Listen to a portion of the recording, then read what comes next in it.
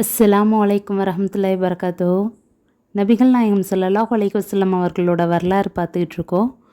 அதோட தொடர்ச்சி இந்த வீடியோ. கைபர் யுத்தம் ஹிஜ்ரி 7. கைபர் போர் ஹிஜ்ரி 7 முஹர்ரம். கைபர் என்ற ஊர் மதினாவிலிருந்து வடக்கில் 80 மைல் தொலைவில் கோட்டைகளும் விவசாய நிலங்களும் அதிகம் உள்ள பெரும் நகரமாக முற்காலத்தில் விளங்கியது. ஆனால் இன்று அது ஒரு கிராமமாக உள்ளது. அங்குள்ள காற்றும் நீரும் உடல் நலத்திற்கு சற்றும் ஒவ்வாததாக உள்ளது. போருக்கான காரணம்: 3 பெரிய எதிரிகளில் மிகப்பெரிய மற்றும் அதிக பலம் வாய்ந்த எதிரியான குறைஷிகள் விஷயத்தில் ஹுதைபியாவின் சமாதான உடன்படிக்கைக்கு பின் நபி அவர்கள் நிம்மதி அடைந்து விட்டார்கள். எனவே மற்ற 2 எதிரிகளின் கணக்கை தீர்க்க நாடினார்கள். அப்போதுதான் அப்பகுதியில் அமைதியும் சாந்தியும் சமாதானமும் முழுமையாக நிலவ முடியும். அத்துடன் இரத்தம் சிந்தும் போர்களிலிருந்து முஸ்லிம்கள் ஓய்வு பெற்று இஸ்லாமிய அழைப்பு பணியை தொடங்க முடியும். சதித்திட்டங்கள் தீட்டுவதற்கும் முஸ்லிம்களுக்கு எதிரான தாக்குதல்களை நடத்துவதற்கும் கைபர் நகரம் ஒரு மையமாக விளங்கியது. எனவே நபி ஸல்லல்லாஹு அலைஹி வஸல்லம் அவர்கள் தங்களது கவனத்தை முதலாவதாக இதன் பக்கம் செலுத்தினார்கள். கைபரை நோக்கி. நபி ஸல்லல்லாஹு அலைஹி வஸல்லம் அவர்கள் ஹுதைபியா ஒப்பந்தம் முடித்து திரும்பிய பின் மதினாவில் சில வாரங்கள் தங்கிவிட்டு கைபரை நோக்கி புறப்பட்டார்கள். இஸ்லாமிய படையின் எண்ணிக்கை: நயவஞ்சகர்களும் உறுதி குலைந்த நம்பிக்கையாளர்களும் ஹுதைபியாவில் கலந்து கொள்ளாமல் பின்தங்கிவிட்டதால் அவர்கள் விஷயமாக அல்லாஹ் நபிக்கு பின்வருமாறு கட்டளை பிறப்பித்தான். போரில் எதிரிகள் விட்டு சென்ற பொருட்களை எடுப்பதற்காக நீங்கள் புறப்படும் போது உங்களை பின்தொடர்ந்து வர எங்களை அனுமதியுங்கள் என்று போருக்கு செல்லாது தங்கியோர் கூறுகின்றனர். அல்லாஹ்வின் வார்த்தைகளை மாற்றிட அவர்கள் நாடுகின்றனர். எங்களை பின்தொடராதீர்கள், இப்படித்தான் முன்னரே அல்லாஹ் கூறிவிட்டான் என முஹம்மதே கூறுவீராக. நீங்கள் எங்கள் மீது பொறாமைப்படுகிறீர்கள் என்று அவர்கள் கூறுவார்கள். அவ்வாறில்லை, குறைவாகவே தவிர அவர்கள் புரிந்து கொள்வதில்லை. அல் குர்ஆன் 48:15. ஆகவே நபி ஸல்லல்லாஹு அலைஹி வஸல்லம் அவர்கள் கைபருக்கு புறப்பட்ட போது போர் புரிய ஆசையுள்ளவர்கள் மட்டும் புறப்பட வேண்டும் என அறிவித்தார்கள். ஆகவே அபூ ஹுரைரா ரலி இஸ்லாத்தை ஏற்றல். கைபர் யுத்தத்தின் போதுதான் அபூ ஹுரைரா ரலி அவர்கள் இஸ்லாத்தை ஏற்று மதினா வந்தார்கள். புகாரி 4137. ஆனால் அபூ ஹுரைரா மதினா வரும்போது நபியவர்கள் கைபரை நோக்கி புறப்பட்டிருந்தார்கள்.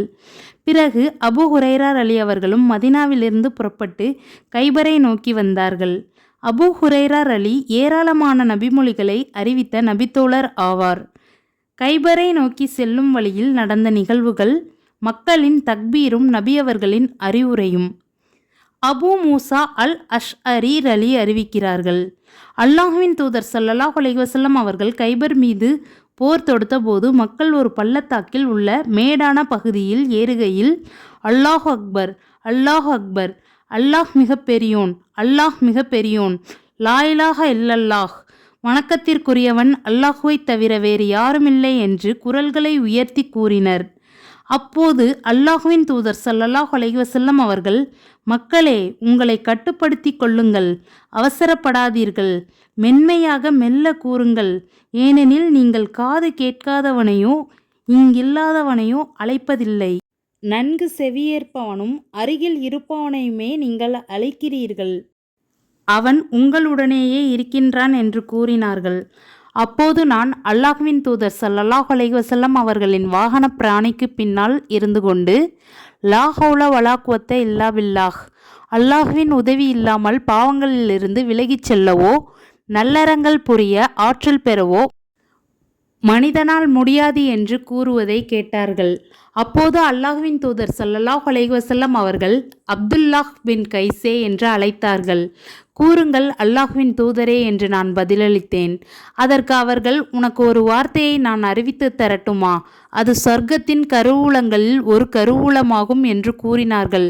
நான், சரி, கட்டாயம் கூறுங்கள் அல்லாஹ்வின் தூதரே, என் தந்தையும் என் தாயும் தங்களுக்கு அர்ப்பணமாகட்டும் என்று கூறினேன். அந்த வார்த்தை லா ஹவுல வலா குவத்த இல்லா பில்லாஹ் என்று சொன்னார்கள். புகாரி 4205. தாத்துல் கரத் போர்.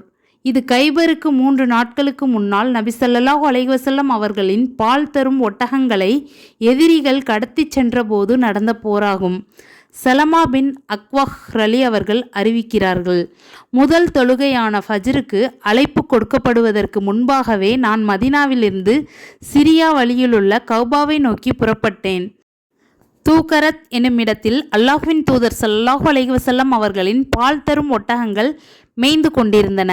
அப்போது அப்துர் ரஹ்மான் பின் அவுஃப் அலி அவர்களுக்குரிய ஒரு அடிமை வந்து என்னை சந்தித்து, அல்லாஹ்வின் தூதர் ஸல்லல்லாஹு அலைஹி வஸல்லம் அவர்களின் பால் தரும் ஒட்டகங்கள் பிடித்து செல்லப்பட்டு விட்டன என்று கூறினான். நான் அவற்றை யார் பிடித்து சென்றது என்று கேட்டேன். அதற்கவன் கத்ஃபான் குலத்தார் என்று பதில் சொன்னான். உடனே நான் உரக்க சப்தமிட்டு, யா சபாஹா, அதிகாலை ஆபத்து, உதவி உதவி என்று மதீனாவின் 2 மலைகளுக்கிடையில் இருந்த அனைவருக்கும் கேட்கும்படி மும்முறை கத்தினேன். பிறகு முகத்தை திருப்பாமல் நேராக விரைந்து சென்று அவர்களை அடைந்தேன். அவர்கள் கொள்ளையடித்து சென்ற ஒட்டகங்களை கையில் பிடித்து கொண்டு நீர் புகட்டி கொண்டிருந்தனர். நான் அக்வாஹ் உடைய மகன், இன்று பால் திருடர்கள் தண்டனை பெறப்போகும் நாள் என்று பாடியபடி கூறிக்கொண்டே அவர்கள் மீது அம்பெய்ய தொடங்கினேன். நான் அம்பெய்வதில் தேர்ச்சி பெற்றவனாக இருந்தேன். மேலும் நான் ரஜிஸ் என்னும் யாப்பு வகை பாடலை பாடிக்கொண்டே அவர்களிடமிருந்து சில ஒட்டகங்களை விடுவித்தேன். அவர்களை நான் விரட்டி சென்றபோது அவர்கள் விட்டுவிட்டு போன 30 சால்வைகளை நான் எடுத்துக்கொண்டேன். அப்போது நபி ஸல்லல்லாஹு அலைஹி வஸல்லம் அவர்களும் மக்களும் அங்கு வந்து சேர்ந்தனர். நான், அல்லாஹ்வின் தூதரே, அந்த கூட்டத்தினர் தாகமுடன் இருந்தபோதும் அவர்கள் தண்ணீர் குடிக்க விடாமல் நான் தடுத்து விட்டேன். எனவே அவர்கள் ஓட்டிச் சென்ற மற்ற ஒட்டகங்களையும் விடுவிக்க அவர்களை நோக்கி ஒரு படையை இப்போதே அனுப்புங்கள் என்று கூறினேன். அப்போது நபி ஸல்லல்லாஹு அலைஹி வஸல்லம் அவர்கள், அக்வஹ் உடைய மகனே, அவர்களை நீ தோற்கடித்து விட்டாய், ஆகவே மென்மையாக நடந்து கொள் என்று கூறினார்கள். பிறகு நாங்கள் மதீனாவிற்கு திரும்பி வந்தோம். அப்போது அல்லாஹ்வின் தூதர் ஸல்லல்லாஹு அலைஹி வஸல்லம் அவர்கள் மதீனாவிற்குள் நுழையும் வரையில் என்னை தமக்கு பின்னே தம் ஒட்டகத்தின் மீது அமர்த்தி கொண்டார்கள். புகாரி 4194. உணவருந்துதல். சுவைத் பின் நுஆமான் ரலி அவர்கள் அறிவிக்கிறார்கள், கைபர் போர் நடந்த வருடம் நபி ஸல்லல்லாஹு அலைஹி வஸல்லம் அவர்களுடன் நானும் புறப்பட்டேன். கைபருக்கு அருகிலுள்ள சஹ்பா என்ற இடத்தை அடைந்ததும் நபி ஸல்லல்லாஹு அலைஹி வஸல்லம் அவர்கள் அஸ்ர் தொழுகையை தொழுதார்கள். பின்னர் பயண உணவை கொண்டு வரும்படி கூறினார்கள். அப்போது மாவை தவிர வேறு எதுவும் கொண்டு வரப்படவில்லை. அதை குழைக்கும்படி கட்டளையிட்டார்கள். அது குழைக்கப்பட்டதும் அதை நபி ஸல்லல்லாஹு அலைஹி வஸல்லம் அவர்களும் நாங்களும் சாப்பிட்டோம். பின்னர் மக்ரிப் தொழுகைக்காக சென்றார்கள். அப்போது வாயை மட்டும் கொப்பளித்தார்கள். நாங்களும் வாய் கொப்பளித்தோம். பின்னர் புதிதாக உழு செய்யாமலேயே தொழுதார்கள். புகாரி 4195. கவிதை பாடிய சஹாபியும் நபி அவர்களின் சுப செய்தியும். சலமா பின் அக்வாஹ் ரலி அவர்கள் அறிவிக்கிறார்கள், நாங்கள் நபி ஸல்லல்லாஹு அலைஹி வஸல்லம் அவர்களுடன் கைபரை நோக்கி போருக்காக புறப்பட்டோம். இரவு நேரத்தில் நாங்கள் சென்று கொண்டிருந்த போது ஒருவர் என் தந்தையின் சகோதரர் ஆமிர் பின் அக்வாஹ் ரலி அவர்களிடம், ஆமிரே, உங்கள் கவிதைகளில் சிலதை பாடி எங்களுக்கு கேட்கச் செய்ய மாட்டீர்களா என்று கூறினார். ஆமிர் அலி அவர்கள் கவிஞராக இருந்தார்கள். அவர்கள் தமது வாகனத்திலிருந்து இறங்கி மக்களுக்காக பின்வரும் யாப்பு வகை கவிதையை பாடி அவர்களுடைய ஒட்டகங்களை பாய்ந்தோடச் செய்தார்கள். இறைவா, நீ இல்லை என்றால் நாங்கள் நேர்வழி பெற்றிருக்க மாட்டோம், தர்மமும் செய்திருக்க மாட்டோம், தொழுதிருக்கவும் மாட்டோம். உனக்காக எங்களை அர்ப்பணம் செய்கிறோம். உன் கட்டளைகளில் எதனை நாங்கள் கைவிட்டு விட்டோமோ அதற்காக எங்களை மன்னிப்பாயாக. நாங்கள் போர்க்களத்தில் எதிரியை சந்திக்கும் போது எங்கள் பாதங்களை உறுதிப்படுத்துவாயாக. எங்கள் மீது அமைதியை பொழிவாயாக. அறவழியில் செல்ல நாங்கள் அழைக்கப்பட்டால் நாங்கள் தயாராக வந்து விடுவோம். எங்களிடம் மக்கள் அபயக்குரல் எழுப்பினால் உதவிக்கு வருவோம் என்று பாடிக்கொண்டிருந்தார்கள். வழக்கம் போல பாடலை கேட்டு ஒட்டகங்கள் விரைந்தோடத் தொடங்கின. அப்போது அல்லாஹ்வின் தூதர் ஸல்லல்லாஹு அலைஹி வஸல்லம் அவர்கள், யார் இந்த ஒட்டக ஓட்டி என்று கேட்டார்கள். ஆமிர் பின் அக்வாஹ் என்று மக்கள் பதிலளித்தார்கள். அப்போது அல்லாஹ் அவருக்கு அருள் புரிவானாக என்று நபி ஸல்லல்லாஹு அலைஹி வஸல்லம் அவர்கள் கூறினார்கள். அந்த மக்களில் ஒருவர், இறை தூதரே, அவருக்கு வீர மரணமும் அதை அடுத்து சொர்க்கமும் உறுதியாகிவிட்டது. அவர் நீண்ட காலம் உயிர் வாழ்வதன் மூலம் எங்களுக்கு பயன் கிடைக்க பிரார்த்தனை செய்யக்கூடாதா என்று கேட்டார். அன்றைய தினம் போருக்காக மக்கள் அணிவகுத்து நின்றபோது ஆமெர் அலி அவர்களின் வாள் குட்டையாக இருந்தது. அதனால் அவர்கள் குனிந்து ஒரு யூதனின் காலை வெட்டப்போன போது அன்னாரது வாளின் மேற்பகுதி அன்னாரின் முழங்காலையே திருப்பி தாக்கிவிட்டது. அதனால் அவர்கள் இறந்து விட்டார்கள். கைபர் வெற்றிக்கு பின் மதீனாவை நோக்கி மக்கள் திரும்பிய போது சலமார் அலி அவர்கள் கூறுகிறார்கள், எனது கையை பிடித்து கொண்டு அல்லாஹ்வின் தூதர் ஸல்லல்லாஹு அலைஹி வஸல்லம் அவர்கள் என்னை பார்த்து, உங்களுக்கு என்ன நேர்ந்தது என்று கேட்டார்கள். என் தந்தையும் என் தாயும் தங்களுக்கு அர்ப்பணமாகட்டும். என் தந்தையின் சகோதரர் ஆமிரின் நற்செயல்கள் அமல்கள் அழிந்துவிட்டன. அவர் தமது வாளினால் தம்மைத்தாமே குத்திக்கொண்டு தற்கொலை செய்து கொண்டார் என்று மக்கள் எண்ணுகிறார்கள் என்று தெரிவித்தேன். அதற்கு நபி ஸல்லல்லாஹு அலைஹி வஸல்லம் அவர்கள், இதை கூறியவர் தவறிழைத்து விட்டார். ஆமிருக்கு நிச்சயமாக நற்செயல் புரிந்த நன்மை, அறப்போர் புரிந்த நன்மை ஆகிய 2 நன்மைகள் உண்டு என்று கூறியவாறு தம் 2 விரல்களையும் நபி ஸல்லல்லாஹு அலைஹி வஸல்லம் அவர்கள் இணைத்து காட்டினார்கள். தொடர்ந்து அவர் துன்பங்களை தாங்கினார். இறைவழியில் அறப்போரும் புரிந்தார். துன்பங்களை தாங்கியதுடன் அறவழியில் போரும் புரிந்து பூமியில் உலவிய இவரை போன்ற அரபுகள் மிகவும் குறைவானவர்களே என்று கூறினார்கள். புகாரி 4196. கைபரின் கொடி அலீர் அலி அவர்களின் கையில். சஹல் பின் சஅத் அலி அவர்கள் அறிவிக்கிறார்கள், அல்லாஹ்வின் தூதர் ஸல்லல்லாஹு அலைஹி வஸல்லம் அவர்கள் கைபர் நாளில் அல்லாஹுவையும் அவனுடைய தூதரையும் நேசிக்கின்ற, மேலும் அல்லாஹுவினுடையவும் அவனுடைய தூதரையும் நேசத்தை பெற்ற ஒரு மனிதரிடம், நாளை இஸ்லாமிய சேனையின் இந்த கொடியை தரப்போகிறேன், அல்லாஹ் அவருக்கு வெற்றியளிப்பான் என்று கூறினார்கள். அந்த கொடி தங்களில் எவரிடம் தரப்படும் என்ற யோசனையில் மக்கள் அந்த இரவெல்லாம் மூழ்கியிருந்தனர். மறுநாள் காலையில் அவர்களில் ஒவ்வொருவரும் அது தம்மிடமே தரப்பட வேண்டும் என்று ஆசைப்பட்டவர்களாக அல்லாஹ்வின் தூதர் ஸல்லல்லாஹு அலைஹி வஸல்லம் அவர்களிடம் வந்தனர். அப்போது நபி ஸல்லல்லாஹு அலைஹி வஸல்லம் அவர்கள், அலி பின் அபி தாலிப் எங்கே என்று கேட்டார்கள். அல்லாஹ்வின் தூதரே, அவருக்கு கண்வலி ஏற்பட்டுள்ளது என்று கூறப்பட்டது. நபி ஸல்லல்லாஹு அலைஹி வஸல்லம் அவர்கள், அவரை அழைத்து வரும்படி அவரிடம் ஆள் அனுப்புங்கள் என்று கூறினார்கள்.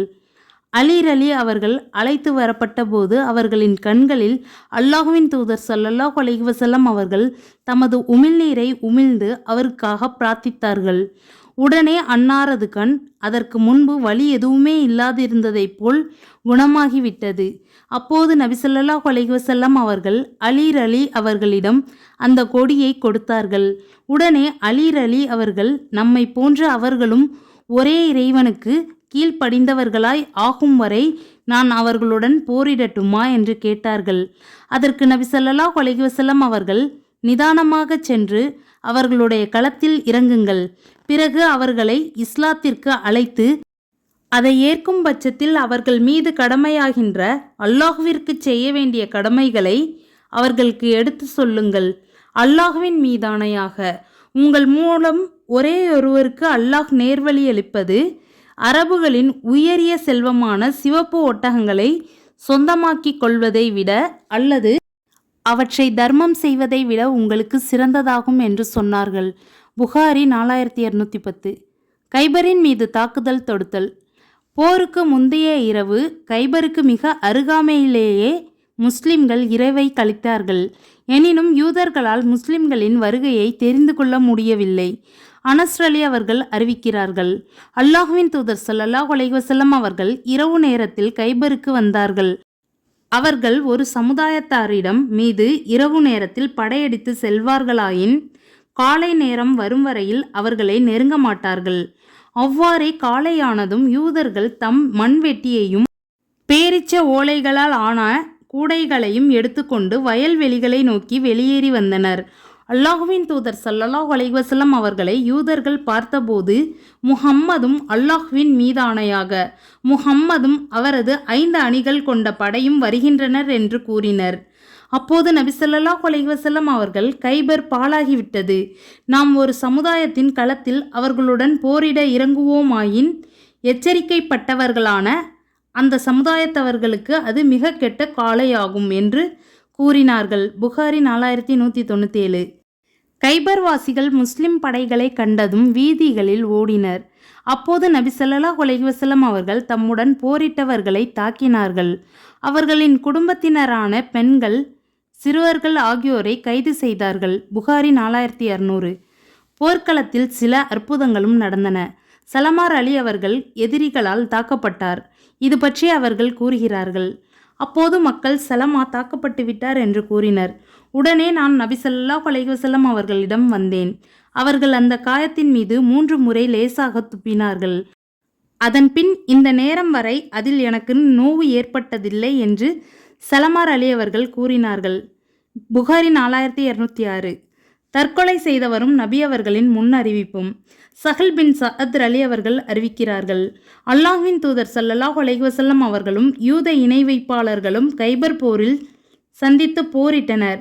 அல்லாஹ்வின் தூதர் ஸல்லல்லாஹு அலைஹி வஸல்லம் அவர்கள் அன்றைய தினத்தின் போரை முடித்துக்கொண்டு தமது படையினரிடமும் மாற்று அணியினர் அவர்கள் தம் படையினரிடமும் திரும்பிய போது அல்லாஹ்வின் தூதர் ஸல்லல்லாஹு அலைஹி வஸல்லம் அவர்களின் தோழர்களிடையே குஸ்மான் என்று அழைக்கப்பட்ட ஒரு மனிதர் இருந்தார்.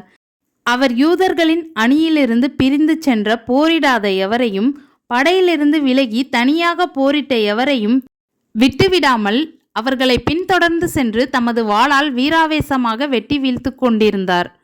அப்போது இன்றைய தினம் இன்னவர் உத்வேகத்துடன் போரிட்டு தேவையை நிவர்த்தித்தது போல வேறெவரும் நம்மில் தேவை தீர போரிடவில்லை என்று மக்களால் பேசப்பட்டது. அப்போது அல்லாஹ்வின் தூதர் ஸல்லல்லாஹு அலைஹி வஸல்லம் அவர்கள் அவர் நரகவாசிகளில் ஒருவர் என்று கூறினார்கள். அப்போது மக்களில் அக்ஸம் பின் அபில் ஜவுன் என்ற ஒருவர் நான் பின்தொடர்ந்து அவருடன் செல்லப்போகிறேன் என்று கூறினார். அவ்வாறே அந்த மனிதருடன் இவரும் புறப்பட்டார். அவர் நிற்கும் போதெல்லாம் அவருடன் இவரும் நின்றார். அவர் விரைந்து சென்றால் அவருடன் இவரும் விரைந்து சென்றார். அந்த குஸ்மான் என்ற மனிதர் அப்போரில் ஒரு கட்டத்தில் கடுமையாக காயப்படுத்தப்பட்டார். அதனால் அவர் அவசரமாக இறந்து போக விரும்பி தனது வாளை அதன் கீழ்ப்பகுதியை பூமியில் வைத்து அதன் கூரான மேல் பகுதியை தன் மார்புகளுக்கிடையில் வைத்து பிறகு அந்த வாளின் மீது தன் உடலை அழுத்தி கொண்டு தற்கொலை செய்து கொண்டார். பின் தொடர்ந்து சென்ற அந்த மனிதர் அல்லாஹ்வின் தூதர் ஸல்லல்லாஹு அலைஹி வஸல்லம் அவர்களிடம் வந்து தாங்கள் அல்லாஹ்வின் தூதர் என்று நான் உறுதி கூறுகிறேன் என்றார். அல்லாஹ்வின் தூதர் ஸல்லல்லாஹு அலைஹி வஸல்லம் அவர்கள் என்ன அது என்று கேட்டார்கள். அதற்கு அவர், இவர் நரகவாசிகளில் ஒருவர் என்று ஒரு மனிதரை பற்றி தாங்கள் சற்று முன்பு கூறினீர்கள் அல்லவா, அதை மக்கள் பெரிதாக கருதினர். எனவே நான் அவர் விஷயத்தில் உங்களுக்கு நான் பொறுப்பு என்று மக்களிடம் கூறிவிட்டு அவரை தேடி நான் புறப்பட்டேன். அவரை கண்டுபிடித்து பின்தொடர்ந்து சென்றேன். பிறகு அவர் மிக கடுமையாக எதிரிகளால் காயப்படுத்தப்பட்டார். எனவே அவர் அவசரமாக இறந்து போக விரும்பி தனது வாளின் கீழ் முனையை பூமியில் நட்டு வைத்து அதன் மேல் முனையை தன் மார்புகளுக்கிடையில் வைத்து தன்னை அந்த வாளின் மீது அழுத்தி கொண்டு தற்கொலை செய்து கொண்டார் என்று கூறினார். அப்போது அல்லாஹ்வின் தூதர் ஸல்லல்லாஹு அலைஹி வஸல்லம் அவர்கள், மக்களின் வெளிப்பார்வைக்கு ஒரு மனிதர் சொர்க்கவாசிகளின் நற்செயலை செய்து வருவார், ஆனால் உண்மையில் அவர் நரகவாசிகளில் ஒருவராக இருப்பார். இன்னொரு மனிதர் மக்களின் வெளிப்பார்வைக்கு நரகவாசிகளின் தீய செயலை செய்து வருவார், ஆனால் உண்மையில் அவர் சொர்க்கவாசிகளில் ஒருவராக இருப்பார் என்று கூறினார்கள். அஸ்தக்ஃபிருல்லாஹ். அல்லாஹ் அக்பர். புகாரி 4203. கனிமத்தை பங்கிட்டு கொடுத்தல். அல்லாஹ்வின் தூதர் கைபர் பிரதேசத்தை வெற்றி கொண்ட பொழுது அங்கிருந்த யூதர்களை நாடு கடத்திட விரும்பினார்கள். ஏனெனில் அந்த பிரதேசத்தை வெற்றி கொண்டு விட்டபொழுது அந்த பகுதியில் இருந்த நிலம் முழுவதும் அல்லாஹுக்கும் அவனுடைய தூதருக்கும் முஸ்லிம்களுக்கும் உரியதாகி விட்டிருந்தது. அந்த நிலையில் யூதர்கள் அல்லாஹ்வின் தூதரிடம், நாங்கள் இந்த நிலங்களில் பயிரிட்டு உழைக்கின்றோம், இவற்றின் விளைச்சலில் பாதியை பெற்றுக்கொள்கிறோம், மீதியை இஸ்லாமிய அரசுக்கு நிலவரியாக செலுத்தி விடுகின்றோம் என்று கேட்டுக்கொண்டார்கள். அல்லாஹ்வின் தூதர் ஸல்லல்லாஹு அலைஹி வஸல்லம் அவர்கள், நீங்கள் ஒப்புக்கொண்ட இந்த நிபந்தனையின் நில குத்தகை ஒப்பந்தத்தின் அடிப்படையில் நாம் விரும்பும் வரை நீங்கள் அதில் பயிரிட்டு கொள்ள நாம் அனுமதிக்கின்றோம் என்று கூறினார்கள். புகாரி 2338. நபி ஸல்லல்லாஹு அலைஹி வஸல்லம் அவர்கள் கைபரில் இருந்த மக்களுடன் அங்குள்ள மரங்களில் விளையும் கனிகள், நிலத்தில் விளையும் தானியங்கள் ஆகியவற்றில் பாதியை கொடுத்துவிட வேண்டும் என்ற நிபந்தனையில் பேரில் கைபரின் நிலங்களையும் மரங்களையும் அம்மக்கள் விவசாயத்திற்காக பயன்படுத்தி கொள்ள அனுமதியளித்து ஒப்பந்தம் செய்து கொண்டார்கள். இந்த நிலங்கள் மற்றும் மரங்களின் விளைச்சலிலிருந்து நபி ஸல்லல்லாஹு அலைஹி வஸல்லம் அவர்கள் தம் மனைவிமார்களுக்கு 80 வசக்குகள் பேரிச்சம்பழமும் 20 வசக்குகள் வார்கோதுமையுமாக 100 வசக்குகள் கொடுத்து வந்தனர். புகாரி 2328. உமர் அலி அவர்கள் தம் ஆட்சி காலத்தில் அந்த யூதர்களை தைமா, அரிஹா, ஜெரிகோ ஆகிய பகுதிகளுக்கு நாடு கடத்தி அனுப்பும் வரை அவர்கள் அங்கேயே நிலங்களை பயிரிட்டு வரி செலுத்தி வசித்து வந்தார்கள். புகாரி 2338. அபு ஹுரைரா அலி அவர்கள் அறிவிக்கிறார்கள், நாங்கள் கைபரை வெற்றி கொண்டோம். அப்போது நாங்கள் தங்கத்தையோ வெள்ளியையோ போர் செல்வமாக பெறவில்லை. மாடு, ஒட்டகம், வீட்டுப் பொருட்கள், தோட்டங்கள் ஆகியவற்றையே போர் செல்வமாக பெற்றோம். புகாரி 4234. இப்னு உமர் அலி அவர்கள் அறிவிக்கிறார்கள், அல்லாஹ்வின் தூதர் ஸல்லல்லாஹு அலைஹி வஸல்லம் அவர்கள் கைபர் போரின் போது போர் செல்வத்திலிருந்து குதிரைக்கு 2 பங்குகளையும் காலாட்படை வீரருக்கு 1 பங்கையும் கொடுத்தார்கள். புகாரி 4228. அதாவது போரில் கலந்து கொண்ட ஒரு மனிதருடன் ஒரு குதிரை இருந்தால் குதிரைக்காக 2 பங்குகளும் உரிமையாளருக்காக 1 பங்கும் சேர்த்து அவருக்கு 3 பங்குகள் கிடைக்கும். அவருடன் குதிரை இல்லாவிட்டால் அவருக்கு 1 பங்கு கிடைக்கும். ஷஹீஹுல் புகாரியில் இடம்பெற்றுள்ள இப்னு உமரின் அறிவிப்பின் மூலம் கைபரில் அதிகம் கனிமத்து பொருட்கள் கிடைக்கப்பெற்றன என்று தெரிய வருகிறது. இப்னு உமர் அலி கூறினார்கள், கைபரை வெற்றி கொள்ளும் வரை நாங்கள் வயிறார உண்டதில்லை. கைபர் வெற்றி கொள்ளப்பட்டதற்கு பிறகுதான் நாங்கள் வயிறார பேரித்தம்பழம் சாப்பிடுகிறோம். புகாரி 4242. கைபர் வாசிகள் மீது போர் தொடுத்து முடித்து மதினாவிற்கு திரும்பிய போது முஹாஜிர்கள் அன்சாரிகளின் மணிகாக்களை இரவலாக பயன்படுத்தி கொள்ளும்படி அன்பளிப்பு செய்த பேரிச்சந்தோட்டங்களை அவர்களிடமே திருப்பி கொடுத்து விட்டார்கள். புகாரி 2630. ஜஃபர் மற்றும் அஸ்அரி கிளையினர் வருகை. இப்போர் முடிந்த பின்பு ஜஃபர் அலி அவர்களும் அபு மூசா அல் அஸ்அரி அலி அவர்களும் தங்கள் தோழர்களுடன் நபி ஸல்லல்லாஹு அலைஹி வஸல்லம் அவர்களிடம் வந்தார்கள். இதை பற்றி அபு மூசா அலி கூறுகிறார்கள், நபி ஸல்லல்லாஹு அலைஹி வஸல்லம் அவர்கள் மக்காவை துறந்து மதினாவை நோக்கி ஹிஜ்ரத் புறப்பட்டு விட்ட செய்தி நாங்கள் யமன் நாட்டில் இருந்தபோது எங்களுக்கு தெரிய வந்தது. உடனே நானும் என் 2 சகோதரர்களும் நபி ஸல்லல்லாஹு அலைஹி வஸல்லம் அவர்களை நோக்கி ஹிஜ்ரத் செய்ய புறப்பட்டோம். அந்த என் 2 சகோதரர்களில் ஒருவர் அபூ புர்தா அவர்களும் மற்றொருவர் அபூ ருஹ்ம் அவர்களும் ஆவர். நான் தான் அவர்களில் வயதில் சிறியவன் ஆவேன். என் குலத்தாரில் 50ற்கு மேற்பட்டவர்களுடன் சேர்ந்து நாங்கள் சென்றோம். என்றோ 52 பேர்களுடன் அல்லது 53 பேர்களுடன் சேர்ந்து சென்றோம் என்றோ என் தந்தை அபு மூசா அலி அவர்கள் சொன்னார்கள் என்று நான் நினைக்கிறேன் என அறிவிப்பாளர் அபு புர்தா அவர்கள் கூறுகிறார்கள். நாங்கள் ஒரு கப்பலில் ஏறி பயணித்தோம். எங்கள் கப்பல் திசை மாறி அபிசீனியாவில் மன்னர் நஜாஷியிடம் எங்களை இறக்கிவிட்டது. அவரிடம் அபிசீனியாவில் ஜாஃபர் பின் அபி தாலிப் அவர்களையும் அவர்களுடைய சகாக்களையும் தற்செயலாக சந்தித்தோம். ஜஃபர் அலி அவர்கள், அல்லாஹ்வின் தூதர் ஸல்லல்லாஹு அலைஹி வஸல்லம் அவர்கள் எங்களை இங்கு அனுப்பி இங்கேயே தங்கும்படி உத்தரவிட்டார்கள். ஆகவே நீங்களும் எங்களுடன் இங்கேயே தங்குங்கள் என்று கூறினார்கள். ஆகவே நாங்கள் அவருடன் தங்கினோம். இறுதியில் நாங்கள் அனைவரும் சேர்ந்து மதீனா சென்றோம். நபி ஸல்லல்லாஹு அலைஹி வஸல்லம் அவர்கள் கைபரை வெற்றி கொண்ட போது அவர்களை சென்றடைந்தோம். உடனே அவர்கள் கைபர் போரில் கிடைத்த பொருட்களில் எங்களுக்கும் பங்கு கொடுத்தார்கள். கைபர் வெற்றியில் கலந்து கொள்ளாத எவருக்கும் அதிலிருந்து எதையும் நபி ஸல்லல்லாஹு அலைஹி வஸல்லம் அவர்கள் பங்கிட்டு தரவில்லை. தம்முடன் அதில் கலந்து கொண்டவர்களுக்கு மட்டும்தான் பங்கிட்டு தந்தார்கள்.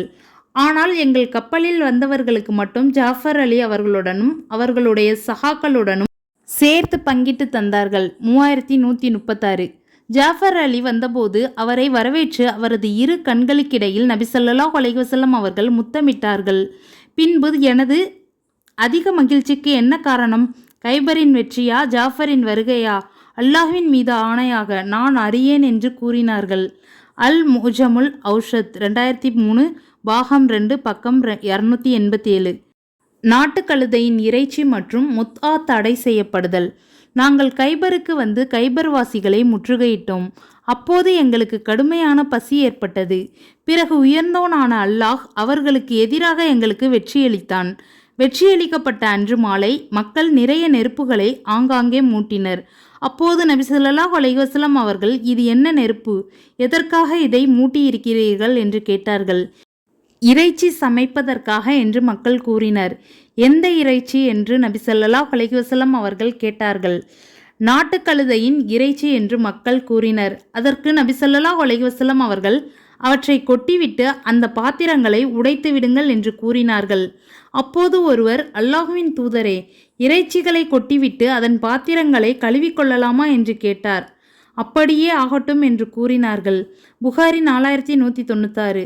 அனஸ் பின் மாலிக் ரலி அவர்கள் அறிவிக்கிறார்கள், கைபர் போரின் போது ஒருவர் அல்லாஹுவின் தூதர் ஸல்லல்லாஹு அலைஹி வஸல்லம் அவர்களிடம் வந்து, அல்லாஹுவின் தூதரே, கழுதைகள் சாப்பிடப்பட்டு விட்டன என்று கூறினார். அதற்கு பதிலளிக்காமல் நபி ஸல்லல்லாஹு அலைஹி வஸல்லம் அவர்கள் மௌனமாக இருந்தார்கள். பிறகு இரண்டாம் முறையும் அவர் வந்து கழுதைகள் சாப்பிடப்பட்டு விட்டன என்று கூறினார். அப்போதும் அவர்கள் மௌனமாகவே இருந்தார்கள். பிறகு மூன்றாம் முறையாக அவர் வந்து கழுதைகள் தீர்ந்து போய்விட்டன என்று கூறினார். அப்போது நபி ஸல்லல்லாஹு அலைஹி வஸல்லம் அவர்கள் பொது அறிவிப்பு செய்பவர் ஒருவருக்கு உத்தரவிட அவர், அல்லாஹுவும் அவனுடைய தூதரும் நாட்டு கழுதைகளை உண்ண வேண்டாம் என உங்களுக்கு தடை விதிக்கின்றனர் என்று மக்களிடையே அறிவிப்பு செய்தார். உடனே இறைச்சி கொதித்து கொண்டிருந்த அந்த பாத்திரங்கள் கவிழ்க்கப்பட்டன. புகாரி 4199. இத்துடன் வெள்ளை பூண்டை பச்சையாக சாப்பிடுவதும் அன்றைய தினத்தில் தடை செய்யப்பட்டது. இப்னு உமர் அலி அவர்கள் அறிவிக்கிறார்கள், கைபர் போரின் போது அல்லாஹ்வின் தூதர் ஸல்லல்லாஹு அலைஹி வஸல்லம் அவர்கள் வெள்ளை பூண்டை பச்சையாக உண்ண வேண்டாம் என தடை விதித்தார்கள். புகாரி 4215. அதுபோன்று அறியாமை கால மக்கள் செய்து கொண்டிருந்த முத்ஆ எனும் வாடகை திருமணமும் அன்றைய தினம் தடை செய்யப்பட்டது. அலி பின் அபி தாலிப் அலி அவர்கள் அறிவிக்கிறார்கள், கைபர் போரின் போது அல்லாஹ்வின் தூதர் ஸல்லல்லாஹு அலைஹி வஸல்லம் அவர்கள் முத்அத் நிசா, கால வரம்பிட்டு செய்யப்படும் திருமணம் செய்ய வேண்டாம் என தடை விதித்தார்கள். புகாரி 4216. குதிரை இறைச்சியை சாப்பிட அனுமதி கொடுத்தார்கள். புகாரி 4219. சபியா பின்த் ஹுயை அவர்களை திருமணம் செய்தல். கைபர் யுத்தத்தில் கைதியாக பிடிக்கப்பட்டவர்களில் சஃபியா பின்த் ஹுயை அவர்களும் ஒருவர். புகாரி 4200. அல்லாஹ் நபி ஸல்லல்லாஹு அலைஹி வஸல்லம் அவர்களுக்கு கமூஸ் என்னும் கோட்டையின் வெற்றியை தந்தபோது போர்க்கைதியான சபியா பின்த் ஹுயை பின் அக்தப் அவர்களின் அழகு பற்றி கூறப்பட்டது. புதுமண பெண்ணாக இருந்த சஃபியாவின் கணவர் போரில் கொல்லப்பட்டு விட்டார். அவரை நபி ஸல்லல்லாஹு அலைஹி வஸல்லம் அவர்கள் போர் செல்வத்தில் குமுஸ் பங்கிலிருந்து பெற்று மணந்து கொண்டார்கள். புகாரி 4211. அவர்கள் முதலில் திஹ்யா அல் கல்பீர் அலி அவர்களிடம் அன்னாரின் போர் செல்வத்தின் பங்காக போய் சேர்ந்தார்கள். பிறகு சபியா அவர்கள் நபி ஸல்லல்லாஹு அலைஹி வஸல்லம் அவர்களுக்கு சொந்தமானார்கள். அவரது விடுதலையையே மகராக ஆக்கி அவரை நபி ஸல்லல்லாஹு அலைஹி வஸல்லம் அவர்கள் மணமுடித்து கொண்டார்கள். புகாரி 4200. அனஸ் அலி அவர்கள் அறிவிக்கிறார்கள், நபி ஸல்லல்லாஹு அலைஹி வஸல்லம் அவர்கள் கைபருக்கும் மதீனாவுக்கும் இடையில் உள்ள சத்து சஹ்பா என்னும் இடத்தில் சஃபியா பின்த் ஹுயை அவர்களை மணம் முடித்து 3 நாட்கள் தங்கினார்கள். அங்கு சஃபியா அவர்களுடன் வீடு கூடினார்கள். அப்போது நபி ஸல்லல்லாஹு அலைஹி வஸல்லம் அவர்களின் வலிமா மணவிருந்துக்கு முஸ்லிம்களை நான் அழைத்தேன்.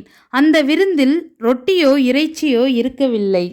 நபி ஸல்லல்லாஹு அலைஹி வஸல்லம் அவர்கள் பிலால் ரலி அவர்களிடம் தோல் விரிப்பை கொண்டு வருமாறு உத்தரவிட அவ்வாறே அது கொண்டு வந்து விரிக்கப்பட்டது. பிறகு அதில் பேரிச்சம்பழம், பாலாடை கட்டி, நெய் போன்றவற்றை இட்டார்கள். ஹைஸ் எனும் எளிமையான உணவு தயாரானது. அதை அங்கிருந்த முஸ்லிம்கள் உண்டனர். அப்போது முஸ்லிம்கள் சஃபியா அவர்கள் இறை நம்பிக்கையாளர்களின் அன்னை, நபி அவர்களின் துணைவியரில் ஒருவரா அல்லது நபி ஸல்லல்லாஹு அலைஹி வஸல்லம் அவர்களின் அடிமை பெண்ணா என்று பேசிக்கொண்டனர்.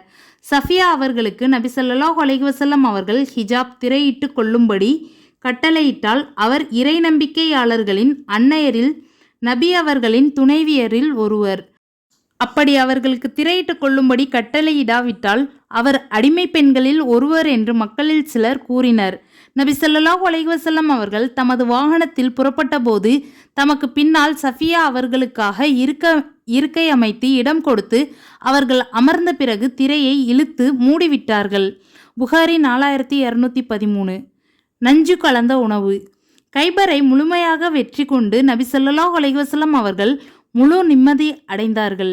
யூத பெண்ணொருத்தி நபி ஸல்லல்லாஹு அலைஹி வஸல்லம் அவர்களுக்கு விருந்து ஒன்று ஏற்பாடு செய்தாள். விருந்தில் ஒரு ஆட்டை விஷத்துடன் சமைத்தாள். குறிப்பாக நபி ஸல்லல்லாஹு அலைஹி வஸல்லம் அவர்கள் விரும்பி உண்ணும் பகுதி முன் சப்பை என்பதை தெரிந்து அதிலே அதிக விஷத்தை ஏற்றினாள். அனஸ் அலி அவர்கள் கூறியதாவது, யூத பெண் ஒருத்தி அல்லாஹ்வின் தூதர் ஸல்லல்லாஹு அலைஹி வஸல்லம் அவர்களிடம் விஷம் தோய்க்கப்பட்ட ஒரு ஆட்டை அன்பளிப்பாக கொண்டு வந்தாள். அல்லாஹ்வின் தூதர் ஸல்லல்லாஹு அலைஹி வஸல்லம் அவர்கள் அதிலிருந்து சிறிது உண்டார்கள். பிறகு அவள் அல்லாஹ்வின் தூதர் ஸல்லல்லாஹு அலைஹி வஸல்லம் அவர்களிடம் கொண்டு வரப்பட்டாள். அவளிடம் அது பற்றி அல்லாஹ்வின் தூதர் ஸல்லல்லாஹு அலைஹி வஸல்லம் அவர்கள் விசாரித்தார்கள். அப்போது அவள், நான் உங்களை கொல்ல விரும்பினேன் என்றாள். அல்லாஹ்வின் தூதர் ஸல்லல்லாஹு அலைஹி வஸல்லம் அவர்கள், அதற்காக அல்லது எனக்கு எதிராக அல்லாஹ் உன்னை சாட்டியிருக்கவில்லை என்று கூறினார்கள். மக்கள் அவளை நாங்கள் கொன்றுவிடலாமா என்று கேட்டார்கள். அல்லாஹ்வின் தூதர் ஸல்லல்லாஹு அலைஹி வஸல்லம் அவர்கள் வேண்டாம் என்று கூறிவிட்டார்கள். அல்லாஹ்வின் தூதர் ஸல்லல்லாஹு அலைஹி வஸல்லம் அவர்களின் உள்நாக்கு சதையில் அந்த விஷத்தின் அடையாளத்தை நான் தொடர்ந்து பார்த்து வந்தேன். முஸ்லிம் 4408, புகாரி 2617. ஃபதக். நபி ஸல்லல்லாஹு அலைஹி வஸல்லம் கைபருக்கு வந்தபோது ஃபதக் பகுதி யூதர்கள் நபி அவர்களிடம் தூது அனுப்பி கைபர் வாசிகளிடம் ஒப்பந்தம் செய்தவாறு தங்களிடமும் ஒப்பந்தம் செய்து கொள்ளுமாறு வேண்டினர். அதாவது ஃபதக்கின் விளைச்சலில் சரிபாதியை தர அவர்கள் ஒப்புக்கொண்டனர். அதை நபி அவர்களும் ஏற்றுக்கொண்டார்கள். இப்னு ஹிசாம். இது நபி அவர்கள் மரணிக்கும் வரை அவர்களின் சொத்தாகவே இருந்தது. அவர்களின் மரணத்திற்கு பிறகு அபுபக்கர் அலி, உமர் அலி ஆகியோரின் பொறுப்பில் இருந்தது. முஸ்லிம் 3617. வாதில் குரா சம்பவம். நபி ஸல்லல்லாஹு அலைஹி வஸல்லம் அவர்கள் கைபர் போரை முடித்து அங்கிருந்து வாதில் குரா என்ற இடத்தை நோக்கி புறப்பட்டார்கள். அங்கு யூதர்களின் ஒரு கூட்டமும் அரபுகளின் ஒரு கூட்டமும் சேர்ந்து கொண்டனர். நபி அவர்கள் முஸ்லிம்களுடன் அங்கு சென்றபோது அங்கிருந்த யூதர்கள் முன்னெச்சரிக்கையுடன் இருந்ததால் முஸ்லிம்களை நோக்கி அம்பெறிந்து தாக்குதல் நடத்தினர். இது பற்றி அபூ ஹுரைரா அலி கூறுகிறார், நாங்கள் அல்லாஹ்வின் தூதர் ஸல்லல்லாஹு அலைஹி வஸல்லம் அவர்களுடன் மதீனாவிற்கு அருகிலுள்ள வாதில் குரா என்னும் இடத்தை நோக்கி திரும்பிக் கொண்டிருந்தோம். நபி அவர்களுடன் மித்அம் எனப்படும் ஓர் அடிமையும் இருந்தார். அவரை பனூ லிபாப் குலத்தாரில் ரிஃபாஆ பின் சைத் என்ற ஒருவர் நபி ஸல்லல்லாஹு அலைஹி வஸல்லம் அவர்களுக்கு அன்பளிப்பாக வழங்கியிருந்தார்.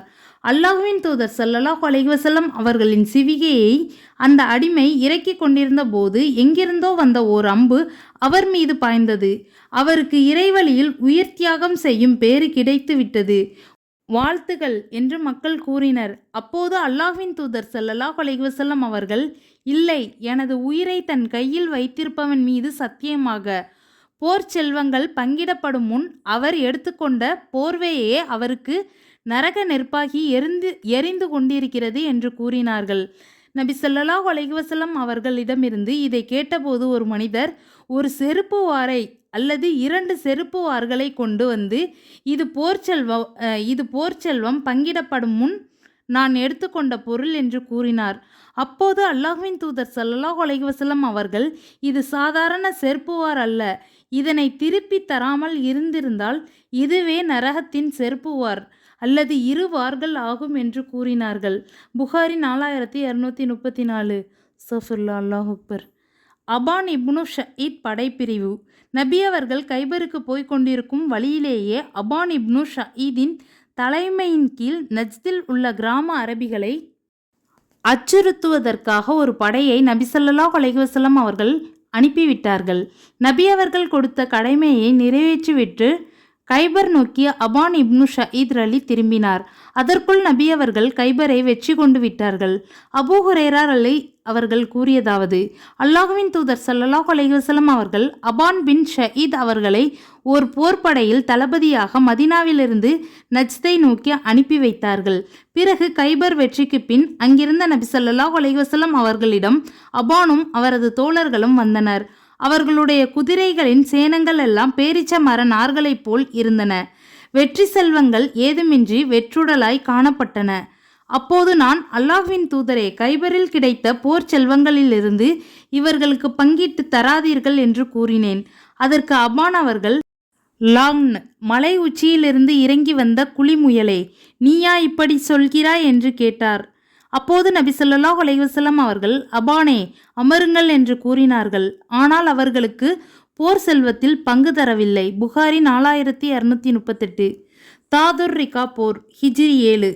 நஜ்தின் கிராமப்புறங்களில் பரவியிருந்த நாடோடி வம்பர்களான அரபிகள் சந்தர்ப்பங்களையும் அவகாசங்களையும் எதிர்பார்த்திருந்து அவ்வப்போது மதினாவின் மீது தாக்குதல் நடத்தி கொள்ளையடிப்பது, வழிப்பறி செய்வது, திருடுவது போன்ற குற்ற செயல்களில் ஈடுபட்டு வந்தனர். இவர்கள் பாலைவனங்களிலும் பள்ளத்தாக்குகளிலும் வசித்து வந்த காரணத்தால் இவர்களை அடக்குவதோ இவர்களின் அட்டூழியத்தை அணைப்பதோ சற்று சிரமமாகவே இருந்தது. எனவே அவர்கள் மீது போர் தொடுப்பதை தவிர வேறு நடவடிக்கை ஏதும் அவர்களுக்கு பலனளிப்பதாக இல்லை.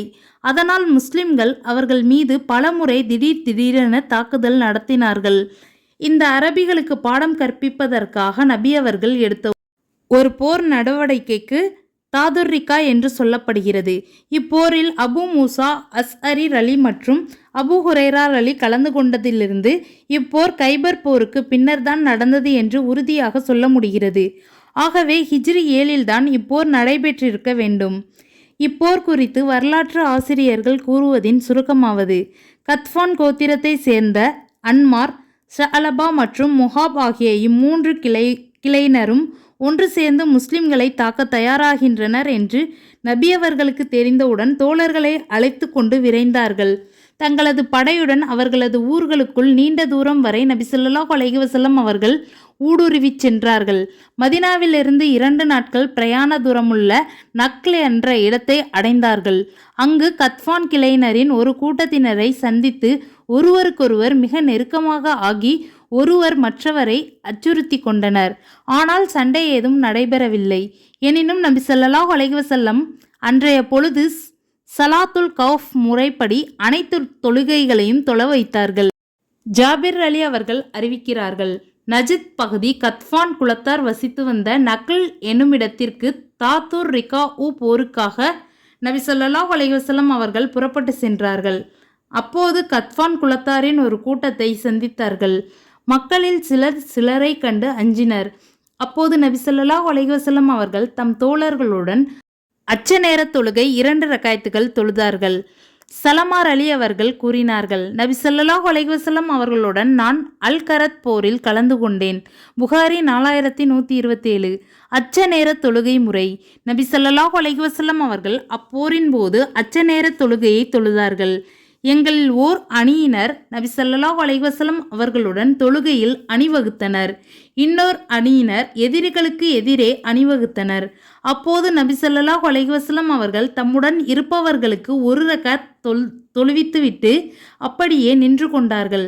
நபி ஸல்லல்லாஹு அலைஹி வஸல்லம் அவர்களுடன் தொழுகையை நிறைவேற்றிய அந்த அணியினர் தங்களுக்கு மீதி இருந்த இன்னொரு ரக்காயத்தை தனியாக பூர்த்தி செய்து கொண்டு திரும்பி சென்று எதிரிகளுக்கு எதிரே அணிவகுத்து நின்று கொண்டார்கள். பிறகு அதுவரை எதிரிகளுக்கு எதிரே நின்று கொண்டிருந்த இன்னொரு அணியினர் வந்தனர். நபி ஸல்லல்லாஹு அலைஹி வஸல்லம் அவர்கள் தம்முடைய தொழுகையில் மீதி இருந்த 1 ரக்காயத்தை இவர்களுக்கு தொழுவித்துவிட்டு அப்படியே அமர்ந்து கொண்டிருந்தார்கள். 2வது அணியினர் தங்களுக்கு மீதி இருந்த 1 ரக்காயத்தை பூர்த்தி செய்து கொண்டனர். பிறகு அவர்களுடன் நபி ஸல்லல்லாஹு அலைஹி வஸல்லம் அவர்கள் சலாம் கொடுத்தார்கள். புகாரி 4129. சிரமத்தை அடைந்த நபித்தோழர்கள். இப்போரில் நபித்தோழர்கள் சவாரி செய்வதற்கு வாகனங்கள் கிடைக்காமல் மிகவும் சிரமத்தை அடைந்தனர். அபு மூசா அலி அவர்கள் கூறுகிறார்கள்: நாங்கள் நபி ஸல்லல்லாஹு அலைஹி வஸல்லம் அவர்களுடன் ஒரு போருக்காக சென்றோம். எங்களில் 6 பேருக்கு ஓர் ஒட்டகம்தான் இருந்தது. அதில் நாங்கள் முறை வைத்து சவாரி செய்தோம். வாகனம் கிடைக்காமல் நடந்தே செல்ல வேண்டிய நிலை ஏற்பட்டதால் எங்களுடைய பாதங்கள் தேய்ந்து விட்டன. என்னுடைய 2 பாதங்களும் தேய்ந்து என் கால் நகங்கள் விழுந்து விட்டன. அப்போது நாங்கள் எங்களுடைய கால்களில் கிழிந்த துணிகளை சுற்றி கொள்பவர்களாக இருந்தோம். இவ்வாறு கிழிந்த துணிகளை நாங்கள் கால்களில் கட்டியிருந்ததனால்தான் அந்த போருக்கு தாத்துர் ரிகா ஒட்டு துணி போர் என்று பெயர் சூட்டப்பட்டது. புகாரி 4128. நபி அவர்களை மிரட்டிய கிராமவாசி. நபி அவர்கள் இப்போரில் இருந்து திரும்பும் வழியில் ஒரு அற்புதமான சம்பவம் நடைபெற்றது. அதனை காண்போம். ஜாபிர் பின் அப்துல்லாஹ் அலி அவர்கள் கூறியதாவது: நான் அல்லாஹுவின் தூதர் ஸல்லல்லாஹு அலைஹி வஸல்லம் அவர்களுடன் நஜ்தை நோக்கி தாதுர் ரிகா போருக்காக சென்றேன். போரை முடித்து கொண்டு அல்லாஹுவின் தூதர் ஸல்லல்லாஹு அலைஹி வஸல்லம் அவர்கள் திரும்பிய போது நானும் அவர்களுடன் திரும்பிக் கொண்டிருந்தேன். கருவேல முள்மரங்கள் நிறைந்த ஒரு பள்ளத்தாக்கை அடைந்தபோது மதிய ஓய்வு கொள்ளும் நண்பகல் நேரம் வந்தது. எனவே அல்லாஹுவின் தூதர் ஸல்லல்லாஹு அலைஹி வஸல்லம் அவர்கள் அங்கு தங்கினார்கள். மக்கள் ஓய்வெடுப்பதற்காக மரநிழல் தேடி பல திசைகளிலும் பிரிந்து போய்விட்டனர். அல்லாஹ்வின் தூதர் ஸல்லல்லாஹு அலைஹி வஸல்லம் அவர்கள் ஒரு முள் மரத்திற்கு கீழே தங்கி ஓய்வெடுத்தார்கள். அப்போது தமது வாளை அந்த மரத்தில் தொங்கவிட்டார்கள். நாங்கள் ஒரு தூக்கம் தூங்கியிருப்போம். அப்போது அல்லாஹ்வின் தூதர் ஸல்லல்லாஹு அலைஹி வஸல்லம் அவர்கள் எங்களை அழைத்தார்கள். உடனே நாங்கள் அவர்களிடம் சென்றோம். அங்கே நபி ஸல்லல்லாஹு அலைஹி வஸல்லம் அவர்களுக்கு அருகில் ஒரு கிராமவாசி அமர்ந்து கொண்டிருந்தார். அப்போது அல்லாஹ்வின் தூதர் ஸல்லல்லாஹு அலைஹி வஸல்லம் அவர்கள், நான் தூங்கிக் கொண்டிருந்த போது இவர் எனது வாளை எனக்கு எதிராக உருவி கொண்டார். அந்த வாள் உருவப்பட்டு இவரது கையில் இருந்த நிலையில் நான் கண் விழித்தேன். அப்போது இவர் என்னிடமிருந்து உன்னை காப்பவர் யார் என்று கேட்டார். நான் அல்லாஹ் என்று பதிலளித்தேன். இதோ அவர் இங்கே அமர்ந்திருக்கிறார் என்று கூறினார்கள். பிறகு அவரை அல்லாஹ்வின் தூதர் ஸல்லல்லாஹு அலைஹி வஸல்லம் அவர்கள் தண்டிக்கவில்லை, மன்னித்து விட்டுவிட்டார்கள். புகாரி 4135. இச்சம்பவத்தை பற்றி வரும் மற்றொரு அறிவிப்பில் வருவதாவது: அல்லாஹ் என்று நபி ஸல்லல்லாஹு அலைஹி வஸல்லம் பதில் கூறியவுடன் அவரது கையில் இருந்து வாள் வீழ்ந்து விட்டது. அதை நபி ஸல்லல்லாஹு அலைஹி வஸல்லம் எடுத்துக்கொண்டு, என்னிடமிருந்து உன்னை யார் பாதுகாப்பார் என்று கேட்டார்கள். அவர் வாளை எடுத்தவர்களில் சிறந்தவராக நீங்கள் இருங்கள் என்றார். வணக்கத்திற்குரியவன் அல்லாஹுவை தவிர வேறு யாருமில்லை, நான் அல்லாஹுவின் தூதர் என்று நீ சான்று கூறுவாயா என்று நபி ஸல்லல்லாஹு அலைஹி வஸல்லம் அவரிடம் கேட்டார்கள். அவர், நான் உங்களிடம் போர் செய்யவோ உங்களிடம் போர் புரியும் கூட்டத்தினருடன் சேரவோ மாட்டேன் என்று நான் உங்களிடம் ஒப்பந்தம் செய்கிறேன் என கூறினார். நபி ஸல்லல்லாஹு அலைஹி வஸல்லம் அவரை ஒன்றும் செய்யாமல் விட்டுவிட்டார்கள். அவர் தனது கூட்டத்தினரிடம் சென்று, நான் மக்களில் சிறந்தவரிடமிருந்து உங்களிடம் வந்துள்ளேன் என்று கூறினார். அகமது 14657. இந்த கிராமவாசியின் பெயர் கௌரஸ் இப்னு ஹாரிஸ் என்று சஹீஹுல் புகாரியில் குறிப்பிடப்பட்டுள்ளது. புகாரி 4136. இப்போரிலிருந்து திரும்பும்போது ஜாபிர் அலி அவர்களின் ஒட்டகம் சண்டித்தனம் செய்தது. அப்போது நபி அவர்கள் ஜாபிர் அலி அவர்களுக்கு உதவி செய்ததுடன் அவர்களுடைய குடும்ப நிலையை பற்றியும் விசாரித்து அறிந்து கொள்கிறார்கள்.